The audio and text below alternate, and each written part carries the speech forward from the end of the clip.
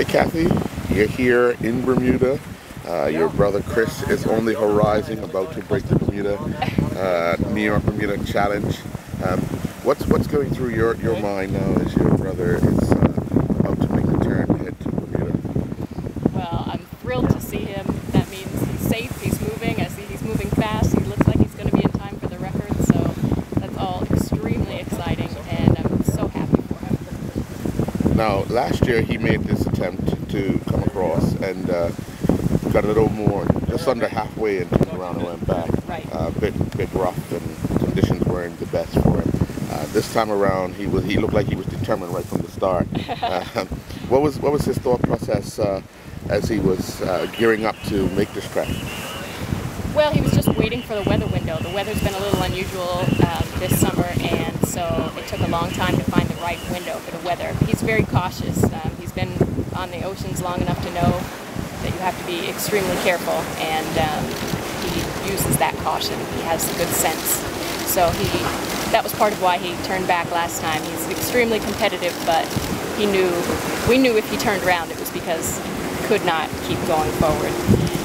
So this time he was more confident about the weather.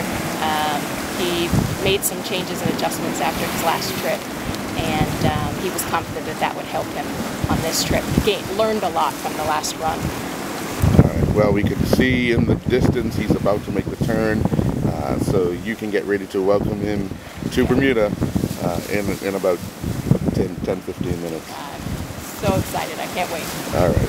Congratulations.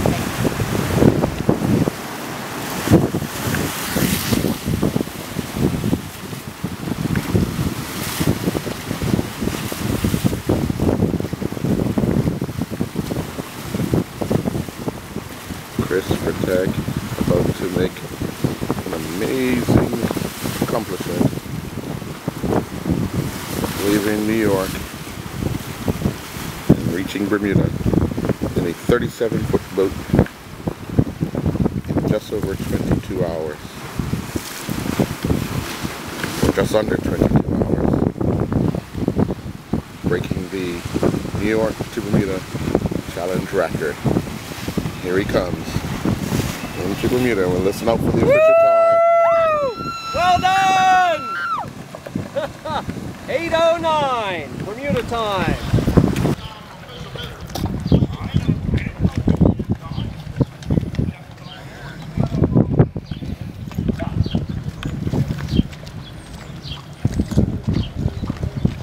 Well, Chris, you've made the track. You and Tyson have made the track from New York to Bermuda in a record-setting time.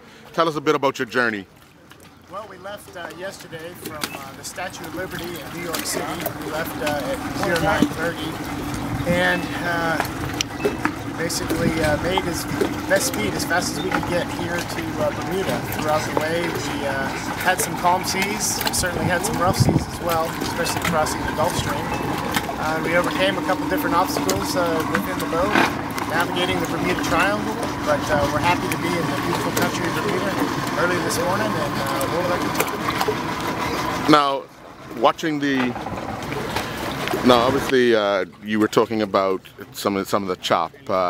Was there any time you felt there was going to be a possibility that you might have to forget about the title, just making it to Bermuda?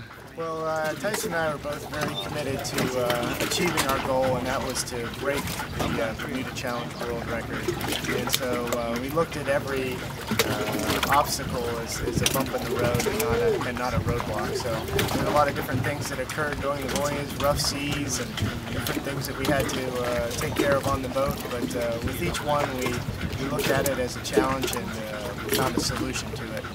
Now, you had a lot of people tracking your track across to Bermuda. For those people that were up just like you all night, watching and hoping that you would reach your goal, what do you have to say to them? Well, we certainly appreciate all of the support that everyone gave us, and I think we're humbled that everyone was interested enough to stay up all night and watch a dot on a moving map. We just want to say thanks to all of our fans, and especially all of the sponsors that helped us put this together. Now, when you made that right turn to head towards the town cut, What goes through one's mind just at the end there, and you can almost say the record's mine? I don't think that we felt confident that we were going to break the record until we actually made that turn and we could see we had a couple hundred yards left. We didn't take anything for granted, and every step along the way, there wasn't a lot of joking or lollygagging. We were very focused, not a lot of talking, just a lot of focus on what we were trying to do. Now, Tyson, I've got to ask you, using the throttle, and you technically or take time to figure out how fast you should be going, should we ease off? What's the communication like when you get to those rough seas, the choppy side? You just have to try to look at the waves ahead of you and know which ones you're going to make it over and which ones you got to slow down before you hit. And pull the throttles back basically every wave you hit on the whole way over. You end up with blisters on your hands. You just hold on to the throttles. Now, at night, how do you guys navigate in the night? You can't see that much. You might have a light here and there, but how did you manage that part? We had a full moon, so when it wasn't behind some of the clouds and storms, we could kind of see out there a little ways, and we just slow down, you know, and feel it going up the wave and let the throttle off and hammer back down whenever you come off the wave. Okay. All right, Chris, tell us a little bit about the boat itself. Yeah, so this boat is a 37-foot long hull made by Statement Marine.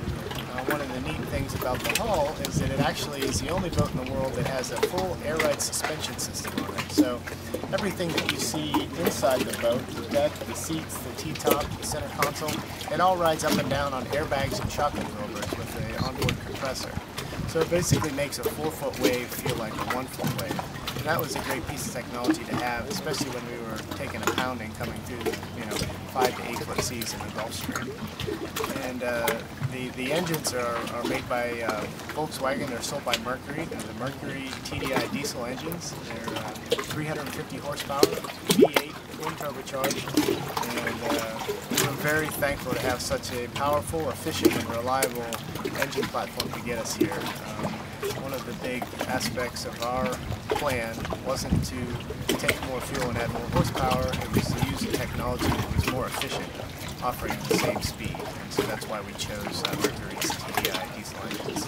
Now, how long has your plan been in place to accomplish this feat? Well, I'm embarrassed to admit that this has been about a 4.5-year project for me. I'm not a rich man, so every sticker on the side I had to piece together so I could get a part of the boat. And once I got all the parts together, then we built the boat and started doing the testing required and put together a team. I was very fortunate to have Tyson with me. He's probably one of the best throttlemen in the country, and certainly a MacGyver when it comes to keeping things moving forward.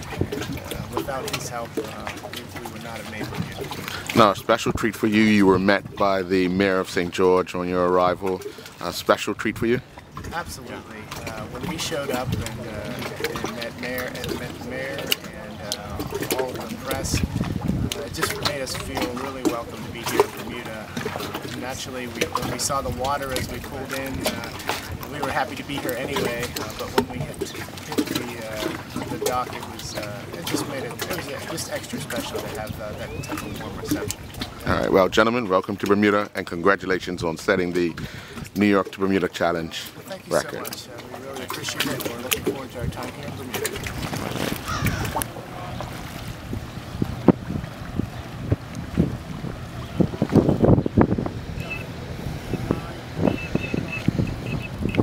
Victory lap in St. George's Harbor.